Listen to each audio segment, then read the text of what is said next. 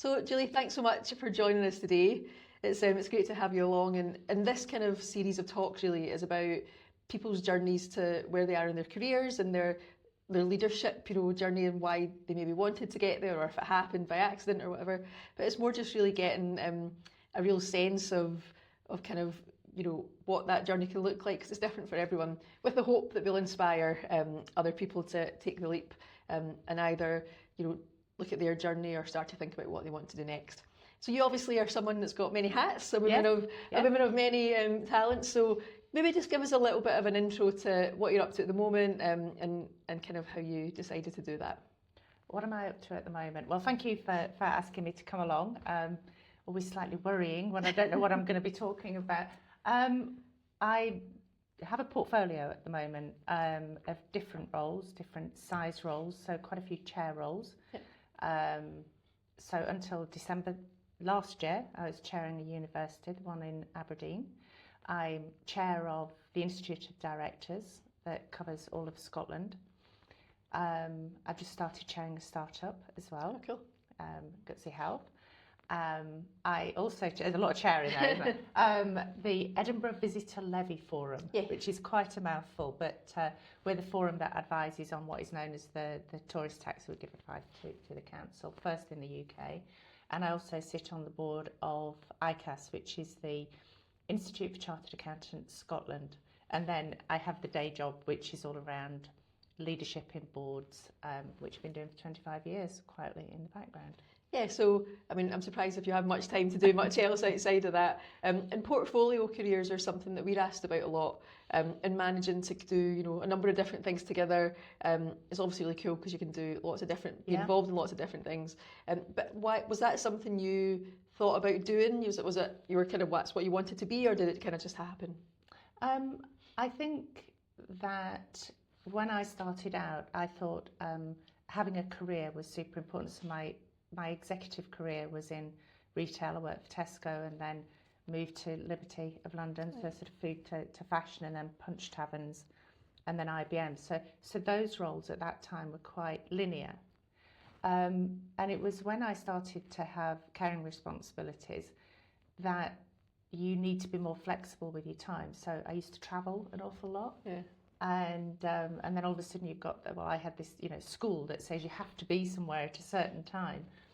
And I started to think about how I could do less travel and other things, particularly in Scotland. So I started by chairing the PTA. Oh, and how was that? It's like herding cats.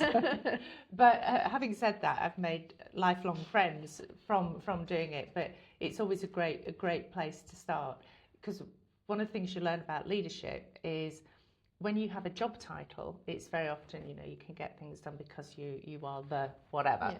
Yeah. But when you're a non-exec, I always say the clue's in the title. You're not the executive, and particularly when you're not remunerated, like a PTA, it becomes the person with the loudest voice, and so you have to learn a whole load of other skills.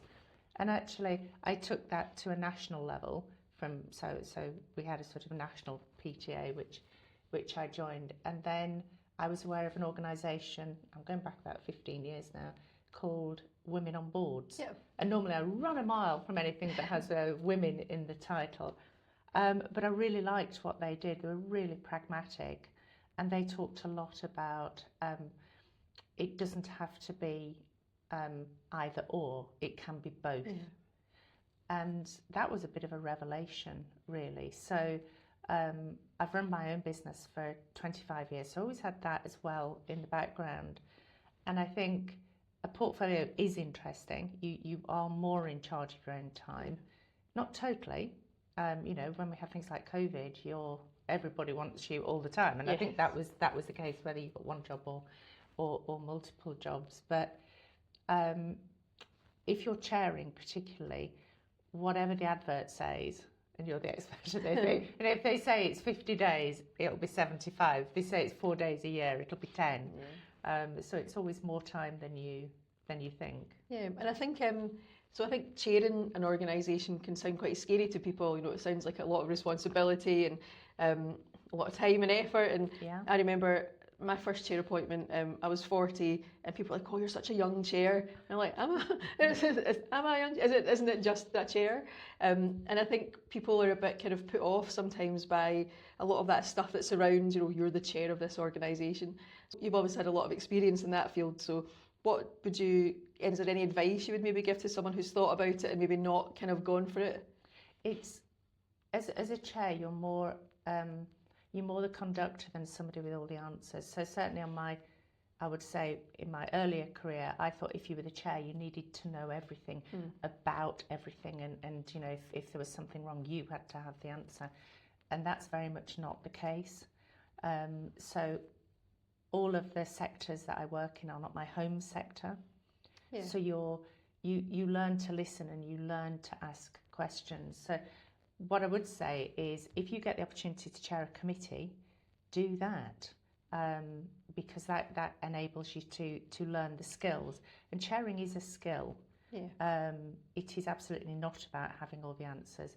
In many ways, it's about saying less and taking views from around the table to solve what is today a very complex issue, probably, or a complex problem. Yeah. And I guess having that kind of mix of, your day job and your own business that you've had for, 20 odd years, like you'd said, and doing all these other things, it's quite, some people I think can think, how do I prioritise that stuff? Because actually your bread and butter or your core's here, and that's what, you've built and you obviously are working on all the time. And then you get these kind of other areas of interest. And in terms of being able to manage that or prioritise it, have you found that any conflict at any time and how that kind of works? It can be challenging. So I was offered one role on a board, but when I looked at the dates, every date was the same as another board that I was already on. So you have to be thoughtful about your time. You have to genuinely have the time, and also you have to want to do it. So last year was particularly challenging, working in a university setting, and the sector's under such a lot of pressure at the moment. So that took more time, and you just have to be thoughtful, because people, for me, if I sign up to something, I'm in. Yeah. Otherwise, you don't do it. So check the dates, I would absolutely say. And it's like socially, isn't it? Because for me, if something goes in the diary and then something else comes along and you go, "Oh, I really want to do that thing," for me, it's like I'm already committed. Yeah.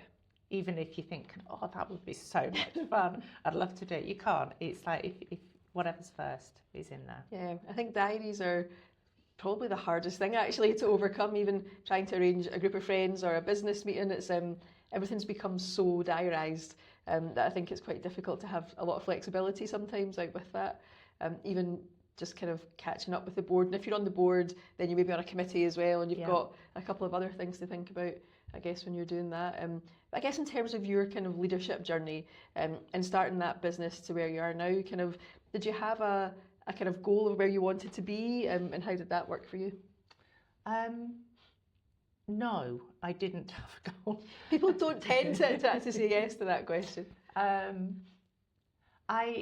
I started working, because I started a postgrad in marketing. I did an arts degree back in the day, and I knew that if you worked in the creative sector, you're kind of as good as your last job. Really, you tend to move from job, and I thought I wanted this thing called a career, where you worked really hard, you did some good stuff, and then you got promoted, and you did it bigger, better, faster, different geography, and for a while that worked, and then I took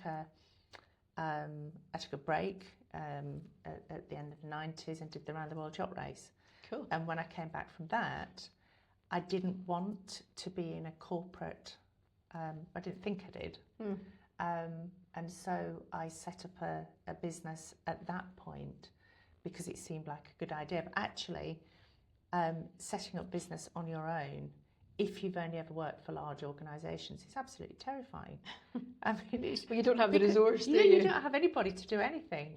Fix your computer or who do I ask? Oh, Yeah. it's me again. Back to yourself. Yeah. So I started doing, that's when I started doing more than one thing. Right. So I took on other retail director roles and stayed with the business being able to run itself.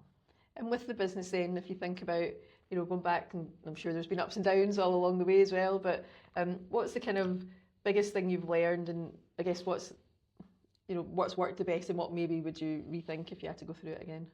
Oh, if I was going through it again, I would be braver. Okay. I think my son has just started his own business. All right. And of course, being mum, I know nothing. But he was saying, oh, I'm going to do this. And I'm like, well, you can't scale, you can't do this. You look out for that. And I was wrong. As a young person, he is much braver than I was, and much better at decision making. And I think technology helps a lot of that. Very resourceful, not frightened to use the latest thinking. Whereas I feel I'm probably still always playing a little bit of catch up. Right. How things work. So looking back, be brave. Having said that, I generally say yes and figure out how afterwards. That's the key, isn't it? Just keep going. Yeah, it's like that. What's that thing? If someone offers you an opportunity, say you can do it, and then find out how to do it afterwards. Yeah. And what about the kind of the most positive thing you found, or the thing you're most proud of? Oh, the thing I'm most proud of. I like chairing actually, which I've been surprised at. Mm-hmm. And I think you'd, as not many of us like to say we're good at things, but I think I'm comfortable. I think you can say you're good at it. I think that's okay. Doing that element, and I'm pretty good at strategy. And again, you kind of go, oh, I didn't know that. Mm-hmm. So you find out things by accident. But essentially, when you're particularly talking to younger people, and I have another friend that works in PR and comms, and they're just so brave. I always think working with younger people is so inspiring. Younger than me anyway, but yeah, I've lost my train of thought on that one. Okay, we can come back to that. What's your kind of thoughts on, if you have any, on the kind of new tech and AI and everything that's coming out? Do you see that as because we get asked this question quite a lot, because our work's in the human space. We're talking to people to find out, what makes them tick, what they want to do, why they want to do it, so we make that good match in terms of going for jobs. But I just wondered in your kind of space at all, if you've seen kind of stuff that's changed really help people get into those leadership roles, or think about it, or if you don't think it makes any difference at all. I think it does make a difference. I think you have to be aware, and I don't think any of us are going to be on the front foot with it, because I think AI particularly is moving away to what they call them, LLM, the large language models, to become general knowledge. If you're going to lead an organisation, AI and that kind of tech will be part of it. So I think you have to be, at the very worst, aware of what impact that will make. Whatever we talk about, we ran a session this morning actually on leading with AI. Okay. And we know that the things that we talked about will be out of date in 3 months. Yeah. But you can't work around it. You have to work with it. So there will be tasks that it can be helpful for and can be helpful with. But as you say, it's people, isn't it? So what tasks is it doing, and what is it going to create, as well as what will we need less of in terms of people? I think as well, something about just kind of staying on the people side of things, obviously I know you're involved with the IOD and everything like that, and that kind of connection and networking, and being out and meeting people from different places and all of that stuff. How important has that been to you in terms of your leadership journey? It's been very important. I joined, absolutely, years ago, because I thought it was a cool thing to do when I was younger. But there is something about being a leader that is quite lonely. Yeah. And if you talk to people in your own sector, it becomes a little bit of an echo chamber. So what the IOD has allowed for me over the years is that we have a strapline that is cross-sector, cross-industry, across Scotland, well, actually across the UK. But you can touch base anywhere in the UK, but actually when you do network, and you network in person or online, you're talking to other people who have the same challenges. It might be a different sector, but as a leader, you have the same challenges. Plus, I've worked with startups before. I'm working with a startup again now. The referencing that you get as part of your membership is exceptional. You know, the knowledge banks that we have. I think that's quite interesting, having that startup in the mix of all the other stuff that you're doing. So what kind of attracts you to that space? Energy. Okay. Startups are very different, and they're not for everybody. So I did give that careful thought. But working, particularly watching. So I have a son who's just finished university, and the challenge that young people have now in finding a role is vertical. It's really very difficult. And so I'm aware of lots of he and lots of his friends have all got 2-1s, firsts in a whole range of different qualifications. So it's not that we were talking about AI is impacting right across the piece. And so many of them are just starting their own business. And you think, well, okay, you know, I'd kind of forgotten I know I talk a lot about energy, but that's quite a difficult thing to do. So to some degree, you get into how can I help? You know, how can I support? And I know how lonely it was when I set up my business. So yeah, there's an element of that draws you towards it. And not everybody that starts a business is massively successful. But I think in Scotland in particular, there's like a forgotten middle of people who start a business, run a business. It might not be tech, but they employ 2, 3, 4 people, and they sustain. You know, most businesses in Scotland are SMEs, and they're brilliant businesses. Yeah. So I like that. Yeah, no, it's a really interesting mix. And I guess, you know, what's next? Have you thought, I don't think you've got much more time to take anything on just now, but, you know, have you kind of thought, is there something else you would like to do that you've maybe not done yet, or are you quite happy at the moment? No, I have capacity now. I've finished at Aberdeen. Yeah, I want to move back into commercial space. I'm really comfortable with retail, hospitality, so anything in that space. But of course, they're very challenged markets right now.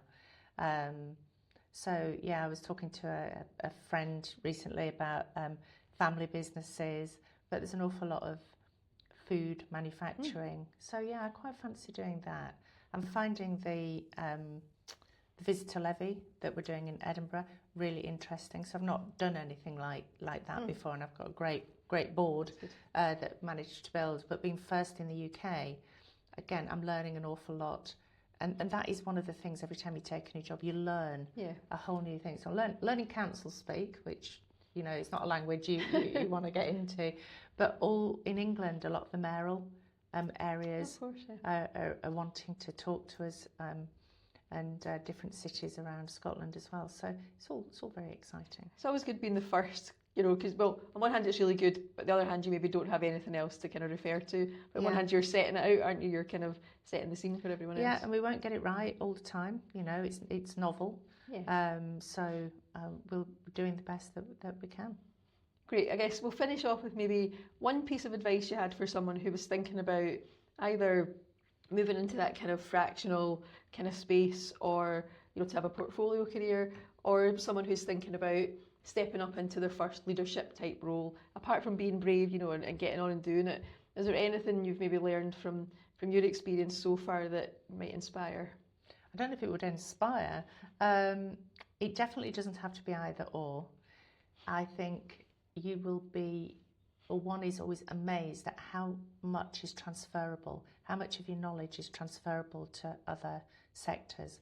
I think taking on a non-exec role helps you in your, so if you're early or mid-career, it really helps your executive promotion to have a non-exec. You think, well, how does that make sense? Because if you're non-exec, you tend to be learning about the whole business, whatever that is, in whatever sector. Whereas when you're in your day job, you tend to be a component part of a business. So you learn, and you I suppose knowledge transfer between sectors. And the more you do that, the more you don't know that you do know. So it would be that. It would be start early with a non-exec role, and never think that it has to be either or. It can be both. Yeah, I think the non-exec space is just so important. I think organisations want, they want your skill set, and they want your thought process, because there's only one person that can think like you or bring what you have to the table. And unfortunately, I think a lot of people maybe don't think they can do it, or there's a reason, they wouldn't be okay for it. And you're like, actually, we need the diversity of thought around that board table, which is probably the most important thing. But I'm a massive advocate of people joining boards. Everyone should consider it at some point, at least in You're their never career. too young. That's the thing. So we have, in fact, I did an event with yourself, and you had the CEO of the youth. The Scottish Youth Parliament, Ellie. And she was amazing. And she's just been appointed as the chair of something today. Yes, I saw that. That's why it's in my mind. But and we have all universities have young people on there, but so you're never too young. It's really important as well to get that kind of that voice coming across. Especially if you're on a charity board, I think there needs to be some sort of lived experience representation on there as well. And but I think the young trustee thing, you're just trustees, but I think it's just so important that we get people early. And that would be the thing. Well, piece of advice: banish the words just and small. Yeah. I'm just on a small base. It's like, no, you are a trustee, and your duties are the same regardless of the size of your organisation. So it doesn't matter if you're remunerated or not remunerated. That's your business, but you don't want to be saying, I'm just own it. I'm a small. That's the own your spot. Your success. Yeah, absolutely. Okay. Julie, thanks so much for joining us. No, thank you very much, Debbie.